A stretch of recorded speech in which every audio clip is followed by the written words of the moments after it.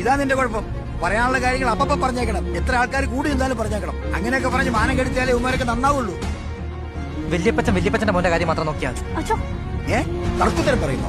ഇങ്ങോട്ട് മര്യാദ കാണിച്ച് മാത്രമേ എനിക്കും തിരിച്ച് കാണിക്കാൻ പറ്റൂ. സോറി പറടാ, സോറി പറടാ, സോറി പറടാ. സോറി. നീ അവളെ എന്താ പറഞ്ഞല്ലേ? അവൻ പറഞ്ഞ കേട്ടില്ല ചേട്ടാ. അവൻ പറഞ്ഞ കേട്ടോ തെറ്റി. അവനെ മറ്റേ കാര്യം നോക്കിയാ പോലെ. അങ്ങനെയാണെങ്കിൽ എന്തിനാ എന്തുമാത്രം തന്നോടാ? എടാ എന്തുവാണ് നല്ലൊരു ഫംഗ്ഷൻ നടക്കുന്നിടത്ത് നീ ഇങ്ങനെ ആണോ? പറയേണ്ട കാര്യം എവിടെ വെച്ചാണേലും ആരുടെ മുന്നിലാണേലും പറയണം. അങ്ങനെയാണ് ഒരു കുറച്ചു മുമ്പ് നിങ്ങൾ എന്റെ അടുത്ത് പറഞ്ഞത്. അതുകൊണ്ട് ഇത് ഇപ്പൊ അവിടെ പറഞ്ഞാലേ ശരിയാത്തുള്ളൂ. നാലാളെ മുന്നിൽ വെച്ച് പറഞ്ഞാലേ ഇവനൊക്കെ നാണം കെടും. എടാ ജോലി കൂലിയില്ലാതെ തെക്കോടെ തെണ്ടി നടക്കുന്ന ഇവന് വേണ്ടി വക്കാലത്ത് പറയുന്നത് നാളെ.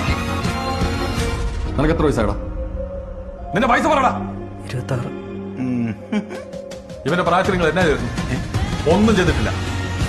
പിന്നെ നാണക്കേടിന്റെ കാര്യം, പാതിരാത്രി അയൽ വീട്ടിലെ പെണ്ണിന്റെ വീട്ടിലെ കോഴിക്കോട്ട് നിന്ന് നാട്ടുകാരെ പിടിച്ചു കെട്ടിയപ്പോ അന്ന് നമ്മുടെ അപ്പ അനുഭവിച്ച നാണക്കേടിന്റെ 1000-ലൊന്നും ഇവൻ കാരണം ഞാൻ അനുഭവിച്ചിട്ടില്ല.